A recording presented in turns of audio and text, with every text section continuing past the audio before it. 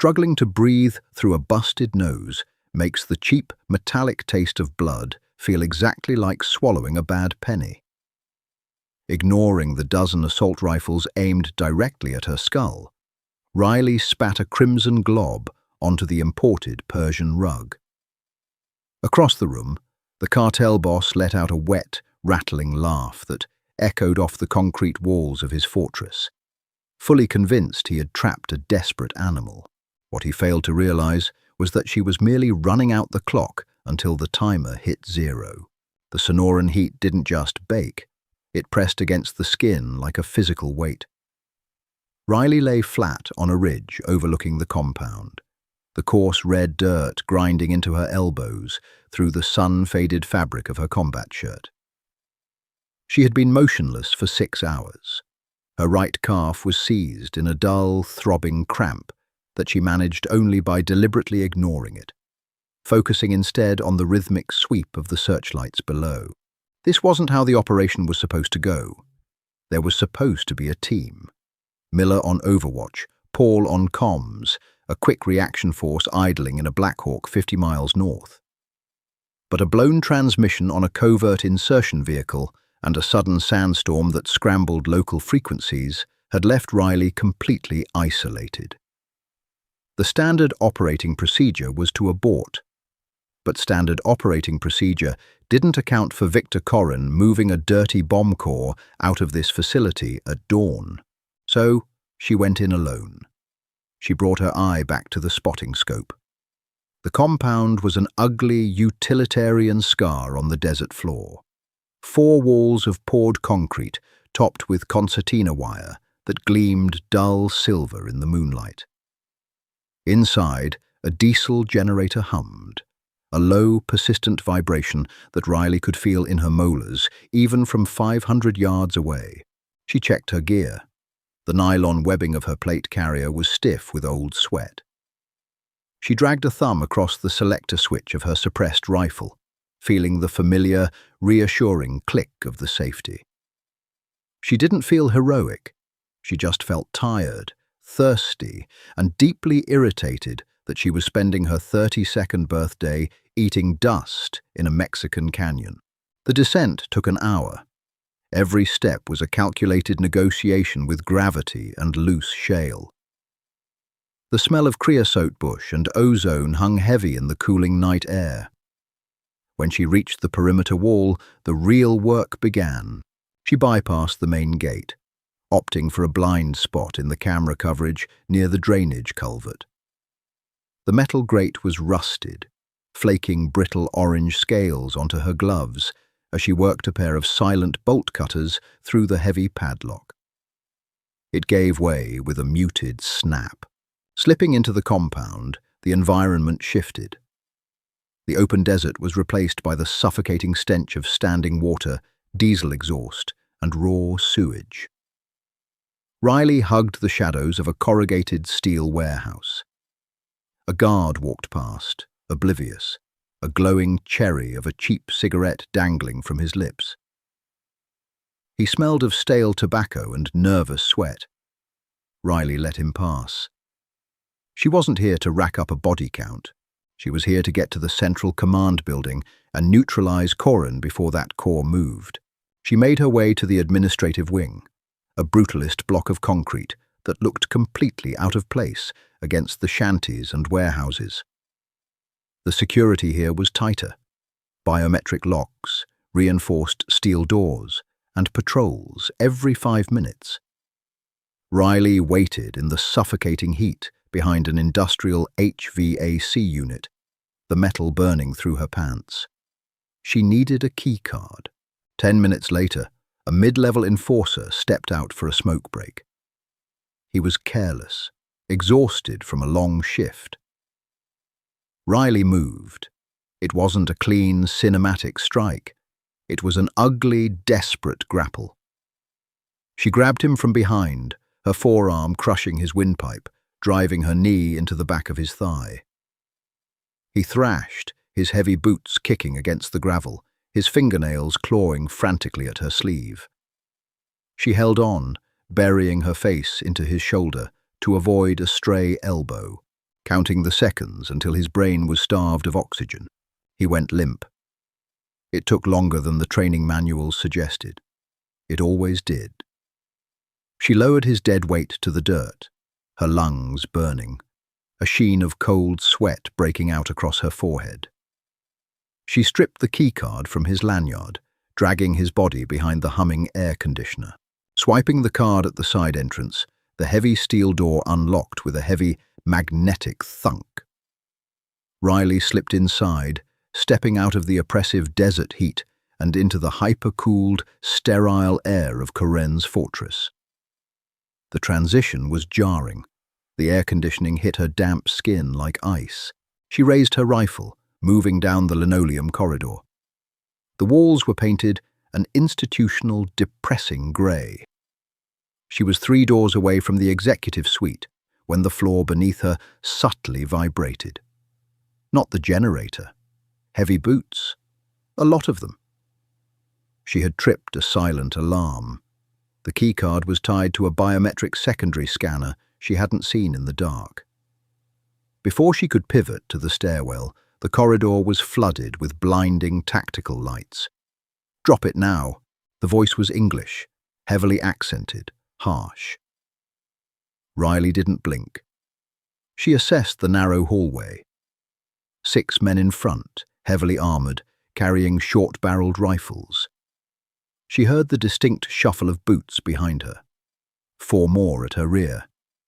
She could fight, drop maybe 4 of them, before the sheer volume of lead turned her chest cavity into a red mist.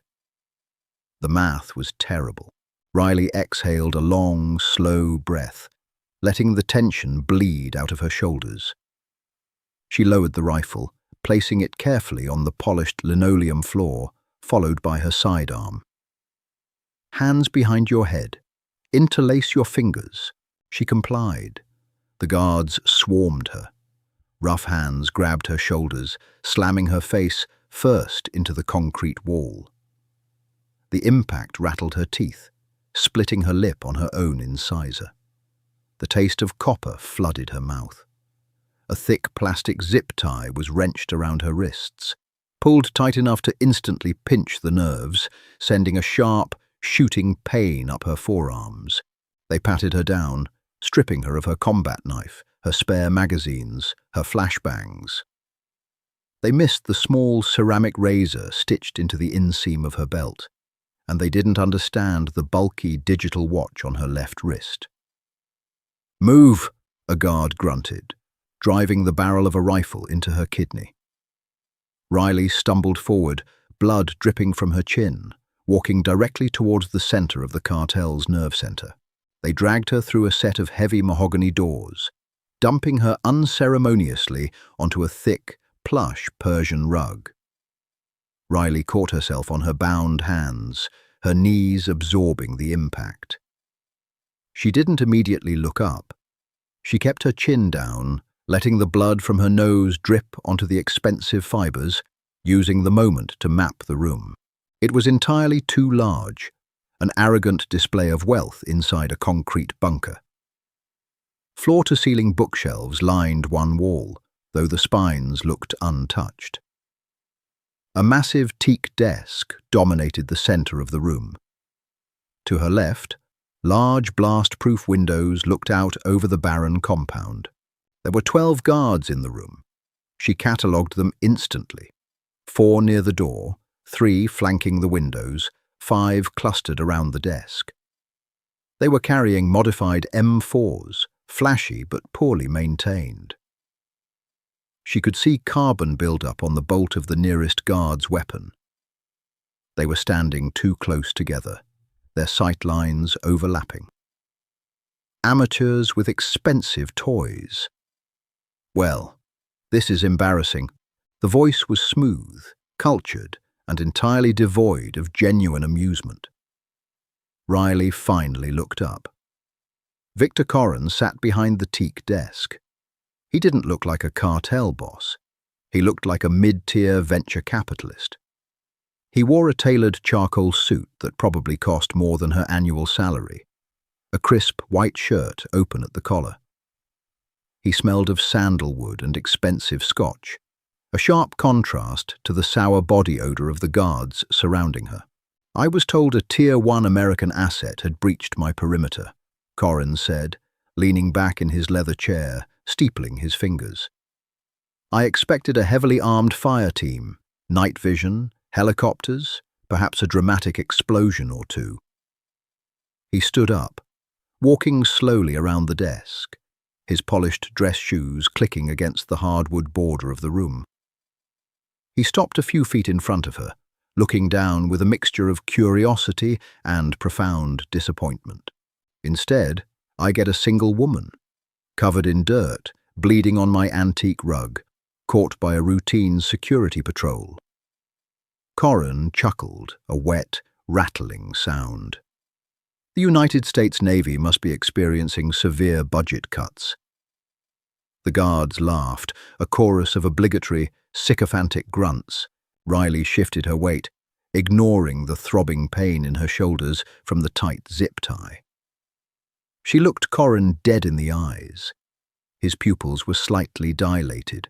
Cocaine, probably, or maybe just the adrenaline of holding power. "You talk a lot, Victor," Riley said, her voice raspy, thick with the blood pooling in the back of her throat.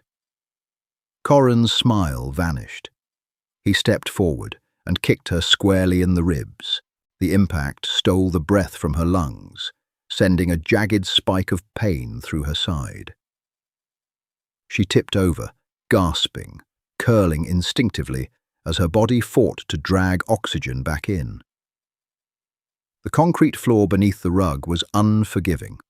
"You don't get to use my given name," Corrin said, adjusting his cuffs, smoothing a microscopic wrinkle in his sleeve. "You don't get to speak at all unless I ask you a question. You are nothing but a minor inconvenience, a fly that managed to buzz its way into my house." Riley forced herself back up to her knees.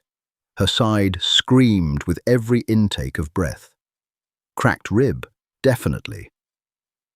She spat another glob of blood onto the floor, wiping her mouth on her shoulder. "My buyer arrives in 20 minutes for the core," Corrin continued, pacing back to his desk, pouring himself a measure of amber liquid from a crystal decanter. "I was going to just shoot you and throw you in the burn pit. But now, I think I'll leave you alive just long enough to watch the convoy leave. I want you to understand that your little solo mission was entirely pointless." He took a sip of his scotch, smiling again. It was a cold, dead expression. "Do you know why you failed?" Corrin asked, leaning against the desk. "Because you people think you're in a movie. You think grit and moral superiority can overcome numbers and money. It's pathetic. Look around you." He gestured lazily to the heavily armed men lining the walls. "My personal guard, ex-military, private security, the best violence money can buy. Did you really think you could just sneak in here and take me down?" Riley wasn't listening to his monologue. She was doing math. Distance from the door to the desk, 20 feet. Distance from her kneeling position to the nearest guard, 3 feet, standing slightly to her right. Weapon resting loosely against his plate carrier, safety on. Light sources, 2 heavy chandeliers overhead, controlled by a smart panel near the entrance.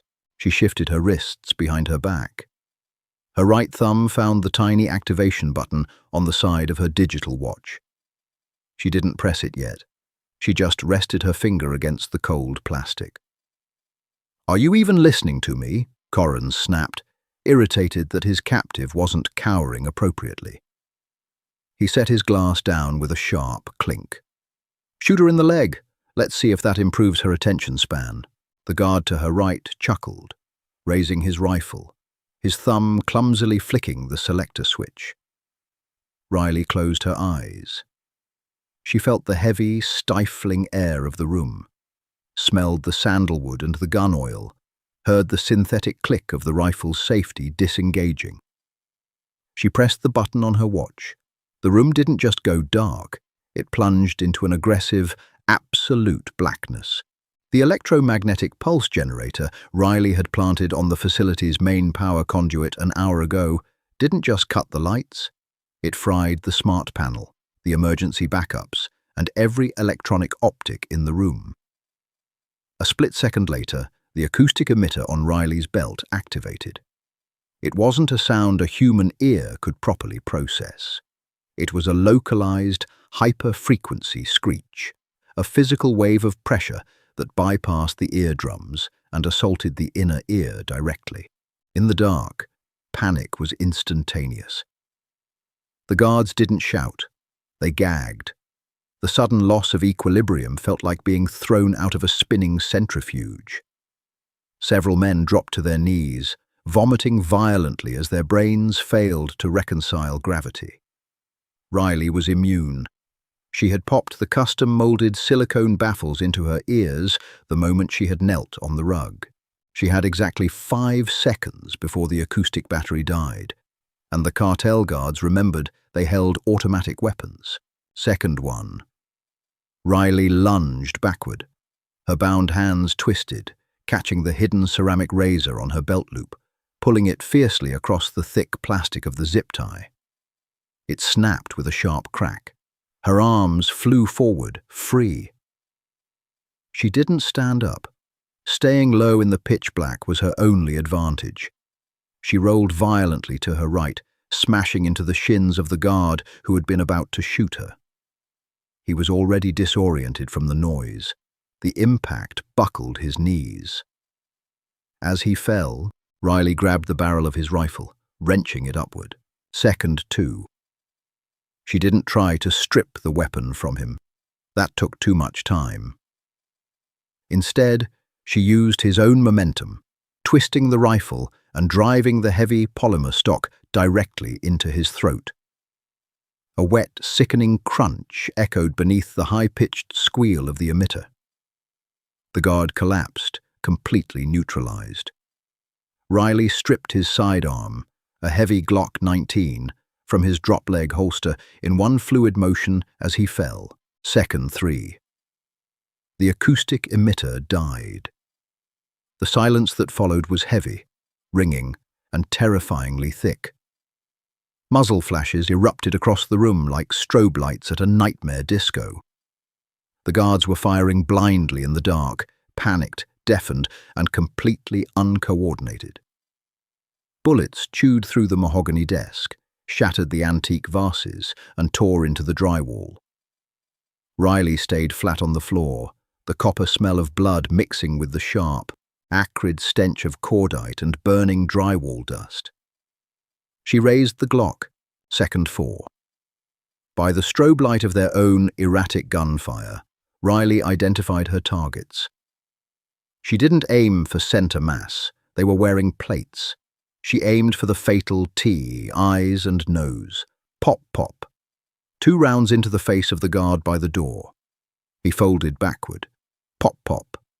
2 rounds into the neck of the man, spraying wildly near the window. His finger locked on the trigger as he fell, his rifle stitching a line of holes across the ceiling before he hit the ground. She scrambled forward on her hands and knees, moving like a shadow beneath the chaotic crossfire. 2 guards were shooting at each other in the confusion. Riley let them. She swept the gun left, dropping the remaining 3 guards clustered near the desk with precise, brutal efficiency. 6 shots, 3 bodies hitting the Persian rug. Second 5. The gunfire stopped. The only sounds left in the dark were the wet, gurgling breaths of dying men, the tinkling of shattered glass raining down from the destroyed chandeliers, and the ragged, panicked hyperventilating of Victor Corrin. Riley stood up slowly. Her ribs screamed in protest. A sharp, stabbing agony that forced her to take short, shallow breaths. The air in the room was entirely unbreathable, choked with thick grey gun smoke and plaster dust that coated the back of her throat. She reached into a pouch on her rig that the guards had overlooked and pulled out a chemical light stick. She cracked it, shaking it once. A harsh, eerie green glow flooded the executive suite. The room was a slaughterhouse. 12 elite guards lay dead or bleeding out on the ruined floor. The antique rug was completely soaked, dark patches spreading rapidly through the intricate weave. The air smelled of sulphur, voided bowels, and copper. Victor Corrin was backed into the furthest corner of the room, huddled behind a shattered leather chair. He wasn't holding his scotch glass anymore. He was holding a small silver pistol, but his hands were shaking so violently he couldn't keep it pointed straight. His immaculate charcoal suit was covered in white drywall dust and a spray of arterial blood that wasn't his. Riley walked slowly around the ruined teak desk. She didn't look like a superhero. Her face was smeared with dirt and her own dried blood. Her combat shirt was torn, her breathing labored and ragged. She felt the heavy, exhausting crash of adrenaline beginning to set in, making her fingers tremble slightly. She stopped 10 feet from Corrin, letting the green light wash over her face. "You," Corrin stammered, his voice cracking, the arrogant, cultured tone completely gone. "What are you?" Riley sighed, a tired, heavy sound. She raised the Glock, aligning the tritium sights squarely with the center of his forehead. "Just a minor inconvenience, Victor," she rasped. She pulled the trigger. The single shot echoed deafeningly in the enclosed space. Corrin slumped forward, the silver pistol clattering uselessly to the floor. Riley lowered her weapon. She didn't stay to admire her work. The timer on the dirty bomb core was still ticking, and she still had to find the extraction point. She ejected the half-empty magazine from the Glock, slammed a fresh one in from a dead guard's vest, and racked the slide. Stepping over the bodies, she walked back out into the dimly lit, freezing hallway. Her ribs hurt, her head pounded, and she was desperately thirsty. It was just another day at the office. Riley paused at the top of the stairwell, leaning her left shoulder against the cold cinder-block wall. She needed a second, just one. The adrenaline spike that had carried her through Corrin's executive suite was evaporating, leaving behind a profound, leaden exhaustion. Her ribcage felt like it was wrapped in barbed wire. Every time her lungs expanded, a sharp, white-hot hook dug into her side. She pressed her forearm against the lowest ribs, applying physical pressure to keep the bone from shifting, and forced herself to take 3 shallow, measured breaths. She tasted the dust from the drywall. She needed water. She needed a medic. What she had was a stolen Glock, a dying flashlight, and Victor Corrin's severed right thumb resting heavily in her tactical pouch. Severing the digit hadn't been an act of malice. It was basic logistics. The facility's sub-level vault was biometrically sealed. Corrin was dead, but his fingerprints were still the keys to the kingdom. Cutting it off with her ceramic razor had been a messy, unglamorous task. The cartilage had resisted. The memory of that dull, wet, tearing sound made her stomach pitch. She swallowed hard, pushing the nausea down. The stairwell descended into absolute darkness, the EMP having completely fried the emergency lighting circuit in this wing. Riley flicked on the small pen light attached to her shoulder rig. The pale, anemic beam cut through the floating motes of dust, illuminating a descent of poured concrete and yellow-painted railing. She started down, favoring her right leg. The rubber soles of her boots squeaked faintly against the metal grate of the stairs. With every step, the temperature dropped. The sub-level wasn't air-conditioned for comfort. It was climate-controlled for unstable materials. 3 flights down, she reached a heavy blast door. The digital keypad next to it was dark, completely dead from the pulse. Riley cursed softly. If the maglocks had defaulted to a closed circuit, she was locked out. She grabbed the heavy steel handle and threw her body weight backward. The door groaned, the heavy hinges screaming in protest, but it gave an inch. The EMP had killed the locking mechanism, reverting it to a manual latch. She wedged her boot into the gap, gripping the edge of the freezing steel with raw, bleeding fingers, and hauled it open just enough to slip through. The vault room smelled distinctly of ozone, bleach, and cold machinery. It was a cavernous space, filled with rows of reinforced steel shelving. At the far end, bathed in the sickly yellow glow of a standalone, battery-powered emergency lantern, sat a raised containment platform. And standing directly in front of it was a man in heavy tactical gear, leveling a shotgun at her chest.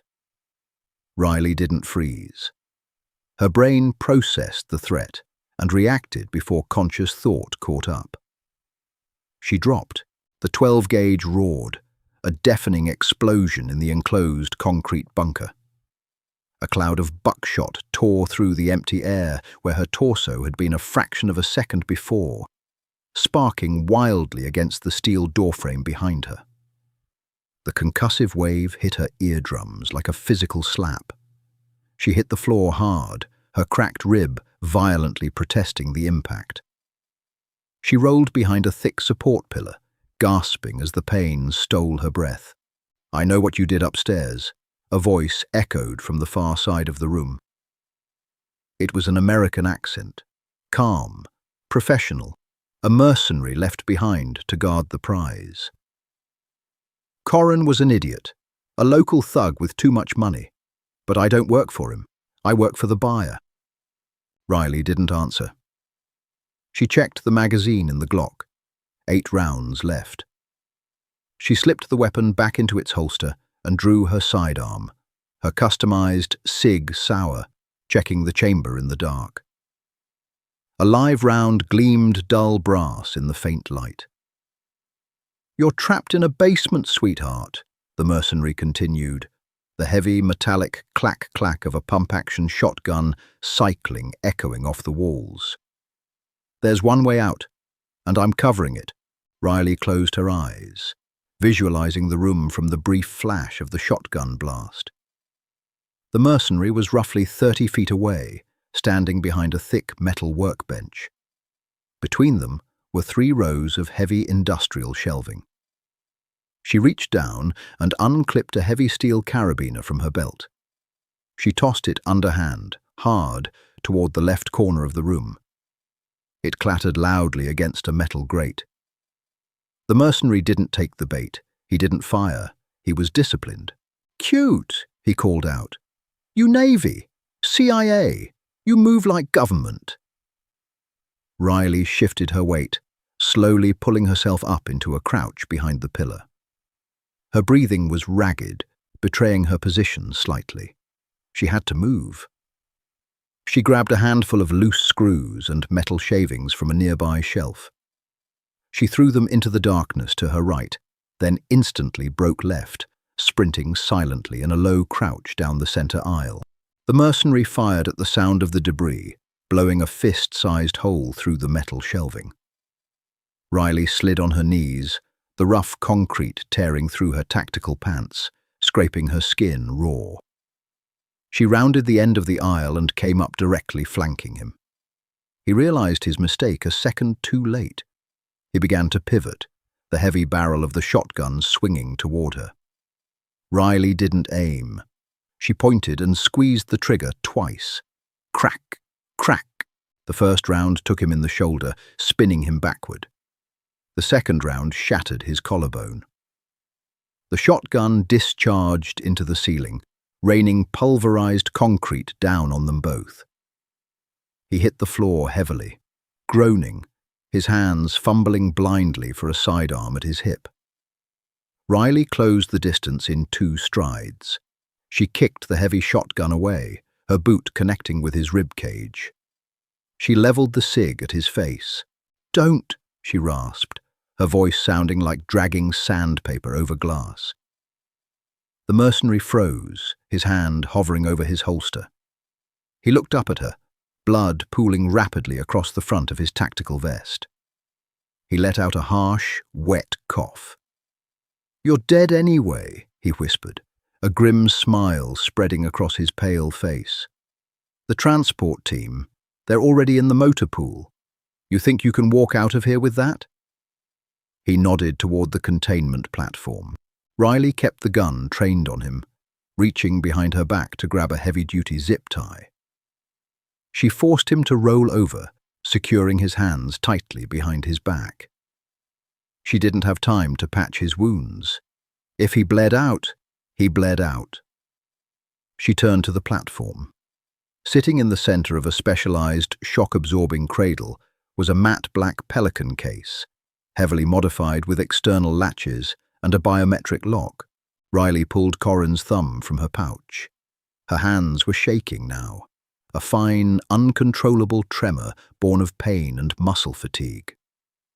She pressed the cold, dead digit against the glass scanner. A small LED light flashed from red to a soft, pulsing green. The internal seals hissed, equalizing pressure. Riley popped the latches and opened the case. Inside, nestled in high-density foam, was a dull grey cylinder the size of a coffee thermos. It didn't look like the end of the world. It looked like a piece of mundane plumbing. But it weighed 40 pounds, packed with highly radioactive cesium-137, enough to make a 3-block radius of any major city entirely uninhabitable for a century. She snapped the case shut and grabbed the heavy molded handle. The weight immediately pulled on her injured side. A fresh wave of nausea washed over her. She ground her teeth together, a low, animalistic grunt escaping her throat as she hauled the case off the platform. It was heavy, awkward, and she had to carry it out of a fortified compound, swarming with heavily armed men who were currently figuring out their boss was dead. She looked down at the bleeding mercenary. He was watching her, his breathing shallow. "Told you," he murmured. "Too heavy." Riley adjusted her grip on the handle. "Watch me," she said, and turned back toward the dark stairwell. Dragging 40 pounds of dead weight up 3 flights of stairs with a cracked rib is an exercise in masochism. By the time Riley reached the ground floor corridor, her vision was fringed with grey static. Her tactical shirt was entirely soaked in sweat, sticking uncomfortably to the cold ceramic plates in her carrier. The base was waking up. Without power, the organized security patrols had devolved into chaotic, panicked shouting. Flashlight beams cut erratic paths through the distant corridors. The smell of burning insulation from the fried smart panels hung thick in the stagnant air. Riley moved laterally, avoiding the main arteries of the compound. She needed a vehicle. The extraction protocol dictated she move 20 miles north to a dry riverbed. But walking there with this case was a physical impossibility. She navigated a narrow maintenance hallway that smelled heavily of bleach and old mops, pushing open a heavy fire door at the end. The heavy, oppressive heat of the Mexican night washed over her, a stark contrast to the chilled concrete of the bunker. She was standing on a catwalk overlooking the Cartel's motor pool. It was a massive, corrugated steel warehouse. Below her, the space was illuminated by the harsh, yellow headlights of 3 idling vehicles. 2 heavily armored SUVs and a battered tan Toyota Hilux. The air was thick with the suffocating fumes of unburnt diesel, hot rubber, and cheap cigar smoke. 6 men were moving rapidly around the SUVs. They weren't cartel thugs. They moved with a terrifying, synchronized efficiency. They wore sterile, unlabeled tactical gear, carrying short-barreled carbines equipped with suppressors and expensive optics. This was the buyer's extraction team. The mercenary in the basement hadn't been lying. Riley crouched on the catwalk, the metal grating digging into her bruised knees. She set the heavy Pelican case down silently. "Status on sublevel?" a tall man by the lead SUV asked, tapping a comms earpiece. His voice was crisp, carrying easily in the cavernous garage. Viper 2, respond. Silence. The tall man drew his weapon, gesturing sharply to his team. Viper 2 is non-responsive. The grid is down. We are compromised.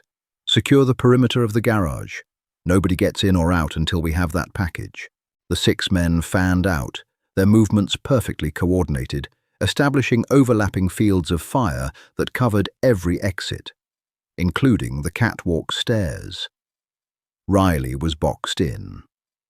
She looked down at the Hilux. It was parked 50 feet away, backed against a rolling garage door that was currently closed.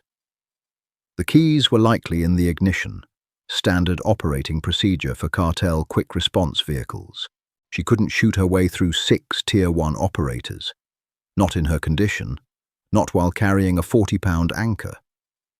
She needed a distraction, a massive one. Riley scanned the garage floor. Near the back wall, bathed in shadows, was a stacked pyramid of red 50-gallon drums. Diesel fuel for the generators. Next to them, an oxyacetylene welding cart. She drew her silenced Glock. It wasn't a movie. Shooting a barrel of diesel wouldn't make it explode. Diesel required high heat and compression to ignite, but the welding tanks were a different story. She rested her forearms on the catwalk railing, trying to steady her trembling hands. Her rib screamed. She ignored it. She lined up the tritium sights of her pistol with the brass valve of the tall green oxygen cylinder strapped to the cart. It was a 40-yard shot in terrible lighting. She took a breath, let half of it out, and paused. She squeezed the trigger. Thwip. The suppressed shot missed, sparking off the concrete wall 2 inches above the tank. "Contact! Catwalk!" one of the operators shouted. Before Riley could adjust her aim, the metal railing beside her head exploded into deadly shrapnel as a volley of suppressed, high-velocity rounds chewed into the catwalk. She threw herself flat against the grating, wrapping her arms around the Pelican case as bullets pinged and whined off the steel beams around her. She was pinned. She blindly shoved the Glock through a gap in the grating, aiming downward at the welding cart, and emptied the rest of the magazine as fast as she could pull the trigger. Thwip, thwip, thwip, thwip. On the 4th shot, she hit the high-pressure valve of the oxygen tank.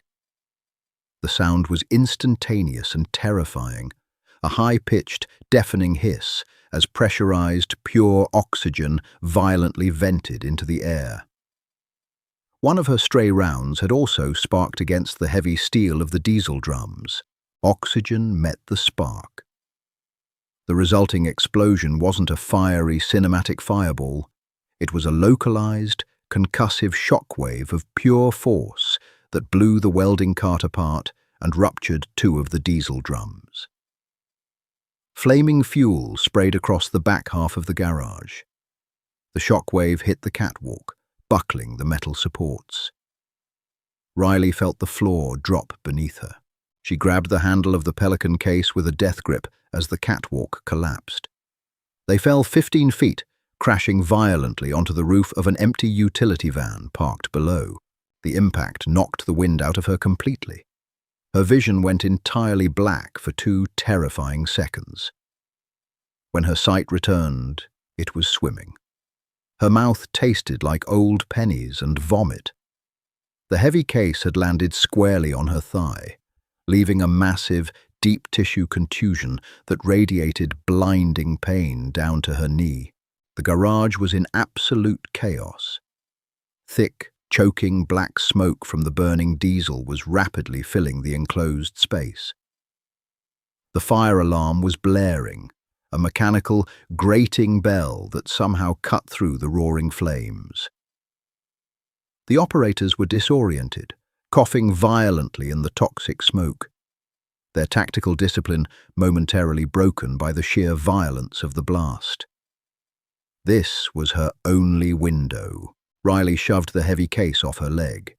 She rolled off the roof of the van, hitting the concrete floor heavily. Her right leg almost buckled, but pure, unadulterated adrenaline forced the muscles to lock. She dragged the case across the oily floor, keeping low, using the burning van as cover. The heat from the fire was intense, singeing the fine hairs on her arms, baking the sweat onto her skin. She reached the driver's side door of the battered Hilux. She threw the heavy case onto the passenger seat, wincing as her ribs popped. She slid behind the wheel. The keys were dangling in the ignition. An operator emerged from the thick black smoke directly in front of the truck, raising his carbine. Riley didn't reach for a gun. She cranked the ignition. The old diesel engine roared to life with a throaty, aggressive clatter. She slammed the shifter into drive and floored the accelerator. The Hilux lunged forward. The heavy steel push bar on the front of the truck caught the operator squarely in the chest, throwing him over the hood like a rag doll. Riley kept her foot pinned to the floorboard. The truck surged toward the closed, corrugated steel garage door.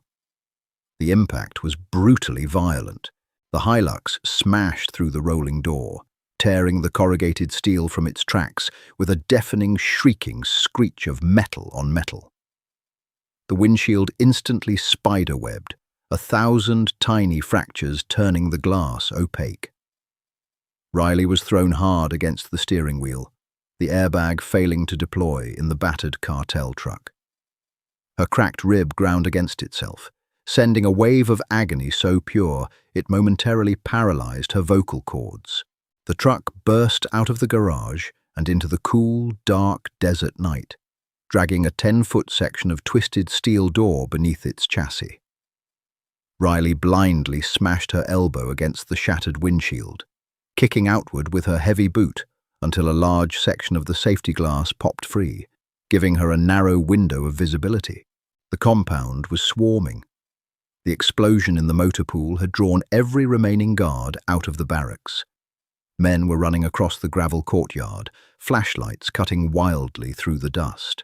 A heavy machine gun mounted on a guard tower near the main gate opened up. Tracers, glowing a bright, angry red, zipped through the air, completely inaccurate but terrifyingly close. One round punched through the truck's tailgate, tearing a ragged hole in the roofliner just inches above Riley's head. She swerved violently, the truck fishtailing in the loose gravel. The twisted metal door stuck beneath the chassis finally tore free, sending a shower of orange sparks into the dark. She wasn't going for the main gate. It was a fatal funnel, reinforced with concrete barricades and heavy weapons. She aimed the truck towards the eastern wall, specifically towards the burn pit. The Cartel used a massive, shallow trench near the perimeter to dispose of chemical waste, evidence, and bodies. It was surrounded by a chain-link fence, but the concrete perimeter wall behind it was older, degraded by the constant, intense heat of the chemical fires. "Hold on," Riley whispered to no one, her hands gripping the steering wheel so tightly her knuckles were white. She accelerated. 60 miles an hour. 70. Guards were firing from the flanks now. The passenger side mirror exploded. The heavy thud of rounds striking the engine block vibrated through the floorboards. The engine began to whine, a high-pitched metallic squeal indicating a ruptured radiator. She hit the chain-link fence of the burn pit. The truck tore through it effortlessly, plunging down into the shallow, ash-filled trench. A cloud of grey, toxic dust billowed up, momentarily blinding her. She hit the far side of the trench, the incline launching the heavy truck into the air. For one long, silent second, gravity ceased to exist. Then the Hilux slammed front first into the degraded concrete perimeter wall. The wall gave way. Concrete blocks shattered, rebar snapped with the sound of tortured guitar strings, and the truck ploughed through the rubble, landing heavily in the soft, red sand of the open desert. The engine immediately died, expiring with a loud metallic clank and a hiss of white steam pouring from the crumpled hood. Riley sat perfectly still for 5 seconds. Her ears were ringing with a high-pitched tinnitus. Her breathing was wet and shallow. Every nerve in her body was screaming for her to close her eyes and sleep. She looked over at the passenger seat. The Pelican case was still there, covered in a fine layer of pulverized glass and desert dust. She unbuckled her seatbelt. The simple act of pushing the release button felt like lifting a boulder. She kicked her door open and practically fell out of the cabin, her boots hitting the cool desert sand.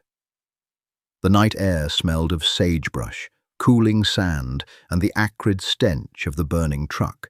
Behind her, the compound was an anthill that had just been kicked. Sirens wailed, spotlights swept the desert floor, and the distant, chaotic shouting of angry men carried on the wind. They would find the hole in the wall within minutes. They would bring ATVs. They would bring dogs. Riley leaned into the cab, grabbing the heavy handle of the case. She hauled it out, dragging it across the sand. She had 20 miles to go to the extraction point. She had a busted rib, a heavily bruised thigh, no water, and a small army hunting her. She looked up at the sky. The stars were brilliant, cold, and entirely indifferent to the violence below. Riley spat a mixture of dust and blood onto the sand. She adjusted her grip on the heavy case, shifted the weight to her left side, and started walking north. One step at a time. It wasn't heroic. It was just the job. The desert does not care about your mission parameters. It doesn't care about geopolitics or radioactive isotopes, or the fact that it was Riley's 32nd birthday. By 0200, the temperature had plummeted from a suffocating 90 degrees to a bone-chilling 45.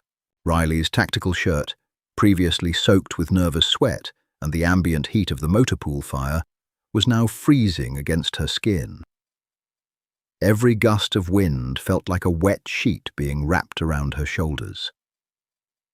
She shivered violently, her teeth chattering with a sharp, clicking cadence that she desperately tried to suppress by clenching her jaw.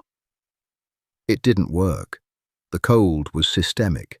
She walked with a pronounced, ugly limp. The deep tissue contusion on her right thigh from the Pelican case had stiffened, the muscle fiber swelling tight against the fabric of her pants. Every time she put weight on that leg, a dull, radiating throb shot up into her hip. And then there was the case itself, 40 pounds. It didn't sound like much on a gym floor, but carrying it by a hard plastic handle across uneven, rocky terrain for hours was a specific kind of torture. The molded grip had long ago blistered the palm of her left hand. 2 miles ago, the blister had popped. Now, the heavy plastic was grinding directly against raw, wet dermis. She had tried switching hands, but carrying it on her right side threw her balance off, pulling agonizingly at her cracked rib. So, she kept it on the left, letting her fingers go completely numb to manage the pain. Crunch, drag, crunch, drag. Her boots crushed the brittle sagebrush. The smell of crushed creosote was everywhere, a sharp, medicinal scent that usually reminded her of rain, but now just smelled like exhaustion. She paused, dropping to one knee, ignoring the sharp spike of pain in her chest. She needed to check her 6. To the south, roughly 4 miles back, the horizon was periodically illuminated by the sweeping beams of high-powered spotlights. The cartel was organizing. They weren't just wandering blindly, they were running a grid search. She could hear the faint, mosquito-like whine of 2-stroke ATV engines carrying on the cold air. They were moving fast, cutting through the scrubland, looking for footprints in the soft sand. Riley reached up and tapped her radio headset. Dead.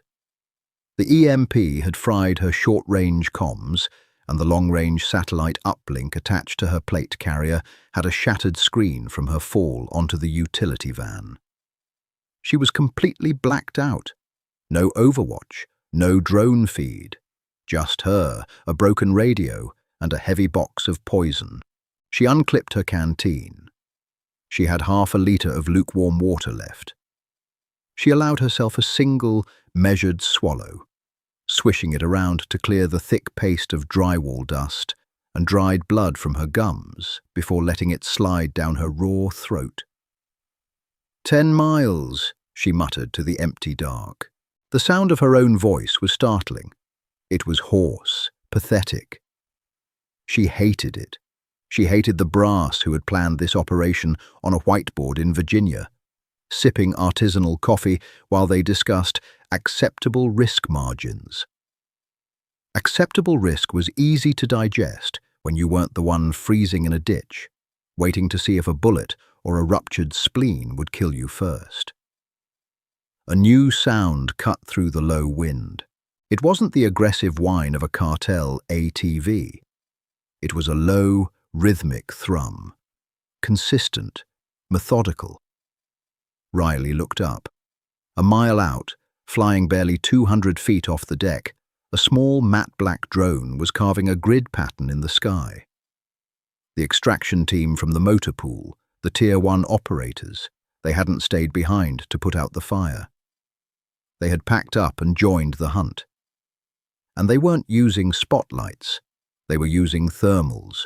Against the 45-degree desert floor, Riley's 98-degree body would glow like a magnesium flare on their monitors.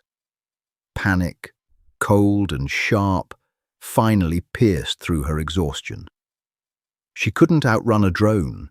She couldn't shoot it down with a pistol in the pitch black without giving away her exact coordinates. She scanned the immediate terrain, flat scrubland, a few scattered boulders, nothing that would provide overhead thermal cover. Think. To her left, about 50 yards away, the ground dipped into a shallow, dry wash, a flash flood channel carved into the dirt. It wasn't a cave, but the walls were steep. She grabbed the Pelican case and forced herself into a clumsy, agonizing sprint. Her rib shifted with a sickening pop. She bit down on her lip so hard she tasted fresh copper, swallowing the scream that tried to claw its way up her throat. She tumbled into the wash, sliding down the loose, gravelly bank, dragging the heavy case with her. She hit the bottom hard. The drone was getting closer. The hum was vibrating in her teeth.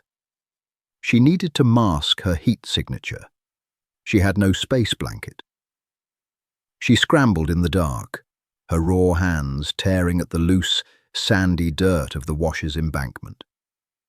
It was slightly cooler under the top layer, but not enough to hide a human body. Her hand brushed against the Pelican case. The heavy, molded plastic was cold. The internal shock-absorbing foam was designed to insulate the core from extreme external temperatures. But it also worked in reverse. The case itself was a dense, ambient temperature block. Riley lay flat on her back in the dirt. She hauled the 40-pound case up and dragged it directly onto her chest and stomach. The weight was crushing. It pressed down directly on her cracked rib. Black spots immediately swarmed her vision. She couldn't draw a full breath. The case pinned her diaphragm. She pulled her knees up, making herself as small as possible behind the rectangular profile of the case, and scooped handfuls of cold, loose sand over her exposed face, neck, and arms, burying herself in the shallow dirt. She closed her eyes. The hum of the drone grew deafening. It passed directly overhead. Riley stopped breathing. She lay pinned beneath the heavy, radioactive anchor, the cold sand clinging to her sweat, her ribs screaming under the pressure. For 10 agonizing seconds, the drone hovered, its camera pivoting, analyzing the dry wash. "Don't look down! Don't look down!" Slowly, the pitch of the rotors shifted. The drone banked, continuing its grid pattern eastward. Riley didn't move for another 2 minutes. When the sound completely faded, she shoved the case off her chest. She rolled onto her side, coughing violently, dragging ragged, painful gasps of freezing air back into her lungs.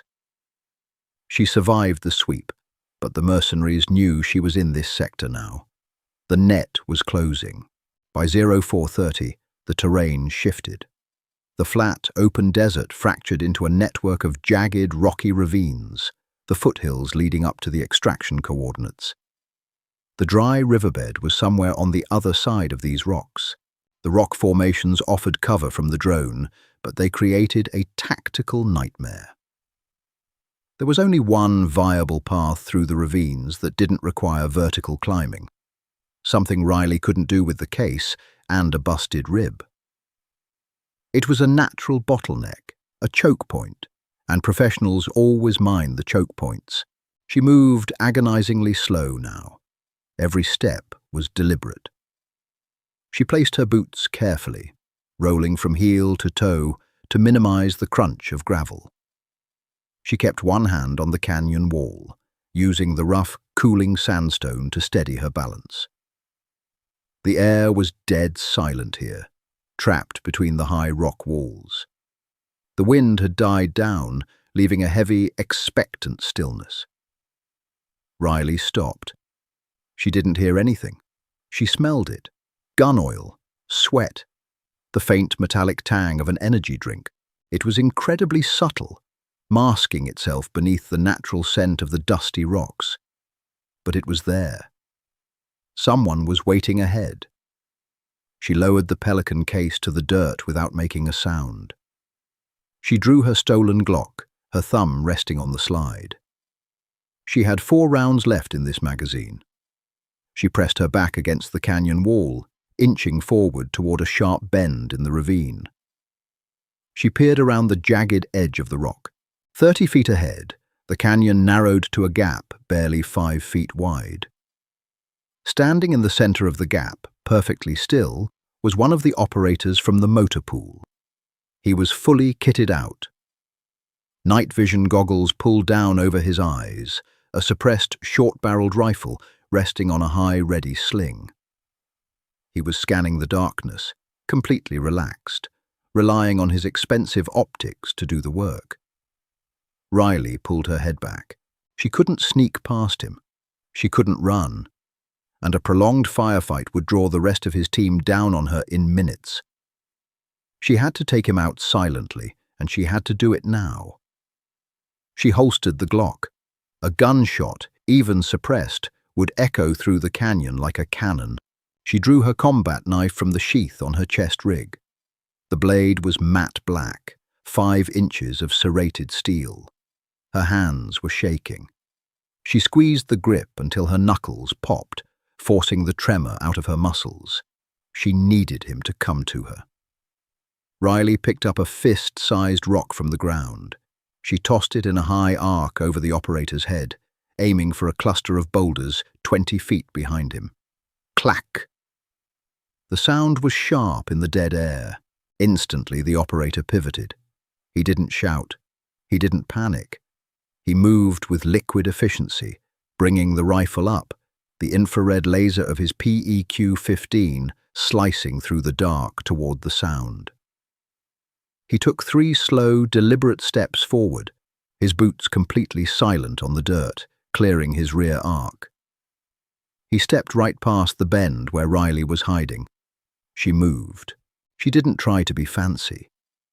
She launched herself off the canyon wall, driving all her remaining body weight directly into his back. The impact knocked him off balance, sending them both crashing into the opposite rock face. The operator grunted, a sharp exhalation of surprise, as his heavy ceramic plates smashed against the sandstone. Riley swung the knife, aiming for the soft gap between his helmet and his collar unit. She missed. The operator was incredibly fast. As he rebounded off the rock, he dropped his center of gravity and threw his left elbow backward. The hard plastic of his elbow pad caught Riley squarely in the jaw. Her head snapped back. A brilliant flash of white light exploded behind her eyes. Her teeth cracked together, severing the tip of her tongue. Warm, thick blood instantly flooded her mouth. She stumbled back, dazed, her vision swimming. The operator spun around. He didn't try to raise his rifle. They were too close. He drew his own knife, a heavy, curved karambit, and lunged. Riley parried desperately, catching his wrist with her left forearm. The force of his lunge drove them both down into the dirt. It devolved into a brutal, suffocating grapple in the dark.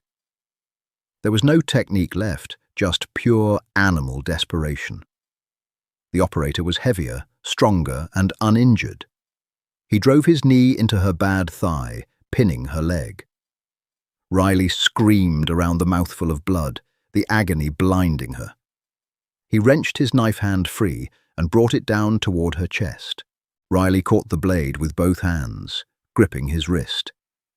The tip of the karambit hovered 2 inches above her throat. She pushed upward, her arms trembling violently under his weight.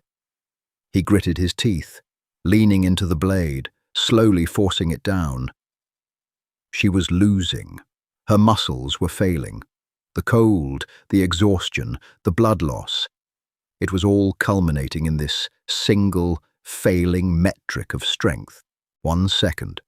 The blade dropped an inch. 2 seconds. She felt the sharp point pierce the fabric of her shirt, pricking the skin of her collarbone. She didn't have the strength to push him off. So she stopped trying. Riley abruptly let go of his wrist. The sudden loss of resistance threw the operator's balance forward. As he fell toward her, the knife burying itself harmlessly into the dirt beside her neck, Riley brought her right knee up, ignoring the tearing pain in her thigh, and drove it with everything she had into his groin. The operator gasped, a hollow, breathless sound, his eyes going wide beneath his night vision goggles. Before he could recover, Riley grabbed the heavy night vision mount on the front of his helmet. She pulled his head down fiercely while violently thrusting her own head forward. Crack. Her forehead smashed into the bridge of his nose. The impact was sickening. Bone crunched. He rolled off her, clutching his face, gagging on his own blood. Riley didn't hesitate. She scrambled onto her knees, grabbed her fallen combat knife from the dirt, and drove it hard into the side of his neck, just below the jawline. She twisted the blade and pulled it out. The operator thrashed once, his hands clawing at his throat, and then went still, a dark pool rapidly expanding in the cold dust beneath him. Riley collapsed backward against the canyon wall, sliding down until she was sitting in the dirt. She spat a mouthful of blood onto the rocks. Her head was pounding with a concussive rhythm. Her jaw felt misaligned. Her entire body was vibrating with a sickening post-adrenaline crash. She sat there for 3 minutes, listening to the absolute silence of the canyon. No shouts, no alarms. He had been a forward scout. Slowly, agonizingly, she forced herself to stand. She walked back to where she had left the Pelican case. She picked it up. It felt like it weighed 100 pounds now. She limped past the dead operator, stepping over the pool of blood, and continued into the dark. The sky didn't dawn with a beautiful sunrise. It just slowly bled from pitch black to a bruised, depressing grey. The cold began to recede, replaced by the early, creeping promise of the day's oppressive heat. The jagged shadows of the canyon walls stretched out across the desert floor. Riley stumbled. Her toe caught the edge of a buried rock, and her legs simply refused to correct the imbalance. She pitched forward, hitting the ground hard. The Pelican case slipped from her numb fingers, tumbling a few feet away, kicking up a small cloud of grey dust. She didn't get up immediately. She lay on her stomach, her cheek pressed against the coarse sand. It felt strangely comfortable. Her brain was sluggish, her thoughts disjointed. The pain in her rib was a constant, dull roar in the background of her consciousness. No longer sharp, just exhausting. Just close your eyes for 5 minutes. The thought was seductive. It wrapped around her like a warm blanket. She was so tired. The cartel was miles behind her now. The mercenaries had lost her trail in the rocks. She just needed a minute. A heavy metallic vibration rattled the sand against her cheek. It wasn't a drone. It wasn't an ATV. It was a deep, rhythmic thumping that vibrated in her chest cavity. Riley forced her eyes open. She dragged her head up, spitting grit from her lips. 50 yards ahead, the rocky terrain abruptly ended, dropping down into a wide, shallow expanse of cracked white earth. The dry riverbed. She had made it. She dragged herself to her hands and knees. Her muscles protested, screaming for rest, but she forced them to fire. She crawled to the pelican case, grabbed the handle, and hauled herself upright, leaning heavily against the plastic box like a crutch. She stumbled down the slight incline and out onto the cracked earth. The thumping grew louder. From the north, cresting over the low hills, a shadow detached itself from the grey sky. It was a UH-60 Blackhawk, its matte grey paint scheme making it look like a phantom against the dawn. It came in fast and low, kicking up a massive, swirling maelstrom of white dust and dead sagebrush as it flared its nose to bleed off speed. The downwash hit Riley like a physical wall. She turned her face away, squinting through the sandstorm, holding onto the heavy case to keep from being blown over. The chopper didn't fully land. It hovered 3 feet off the dry riverbed, the side doors already pinned back. 2 men in full tactical gear, wearing unmarked multicam and heavy headsets, jumped from the skids. They didn't look like the mercenaries. They moved with the familiar, urgent rhythm of a quick reaction force. They sprinted toward her through the dust. 0-1, the lead guy shouted, his voice barely audible over the screaming turbine engines. He reached her, his eyes scanning her torn, blood-soaked clothing, the severe bruising already forming around her jaw, the awkward, protective way she held her chest. He didn't ask if she was okay. He knew she wasn't. He grabbed the handle of the pelican case. "I got the package. Move." Riley let go of the case. The sudden absence of the 40-pound weight was jarring. She felt like she might float away. The second operator grabbed her by the plate carrier, hauling her forward, supporting most of her weight as they ran toward the hovering Blackhawk. They reached the skids. Hands reached out from the dark interior of the cabin, grabbing her vest, pulling her roughly inside. She collapsed onto the metal floor grating, the smell of JP-8 jet fuel and hydraulic fluid instantly filling her nose. It was the best thing she had ever smelled. The 2 operators threw the case in and dove in after it. "Go, go, go!" one of them yelled into his headset. The Blackhawk pitched forward, the engines screaming as it clawed its way up into the grey sky, banking hard to the north, leaving the cartel, the mercenaries, and the Mexican desert behind. Riley lay on the floorboards, staring up at the chaotic tangle of wires and soundproofing foam on the cabin ceiling. A medic, a young kid with panicked eyes and a patch that read "Haze," slid over to her. He ripped a pair of trauma shears from his vest and started cutting away her shredded tactical shirt, exposing the massive purple contusion swelling across her right ribcage. "Jesus," Hayes muttered, seeing the damage. He pulled a syringe of morphine from a rigid case. "I got you, boss. This is gonna pinch." Riley didn't feel the needle go in. She just felt the cold, creeping warmth of the narcotic begin to spread through her veins. muting the screaming pain in her side, dulling the throbbing in her jaw. "Package secure?" A voice crackled over the internal comms. It sounded distant, corporate. "Affirmative," the team leader replied, snapping a heavy cargo strap over the Pelican case. 01 has the core. She's banged up, but she's breathing." Riley looked at the case, sitting a few feet away. It was just a grey plastic box. She had killed 13 men for it. She had nearly died 3 times. She had lost a piece of her tongue, cracked a rib, and probably fractured her skull. There was no swelling cinematic score in the cabin. There were no cheers from the QRF team. There was just the deafening roar of the rotors, the smell of copper blood mixing with jet fuel, and the exhausted, empty silence of a job that was finished. She wasn't a hero saving the world. She was just a mechanic who had fixed a leak before the house flooded.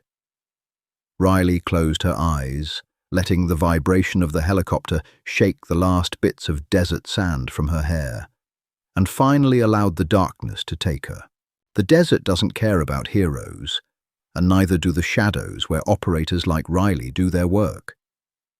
It's dirty, it's agonizing, and it's entirely devoid of glory.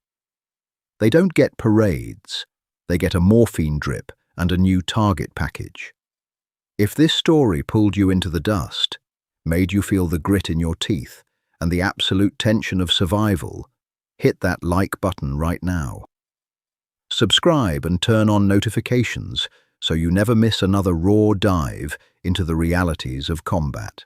Share this video with someone who needs to see it. We'll see you on the next mission.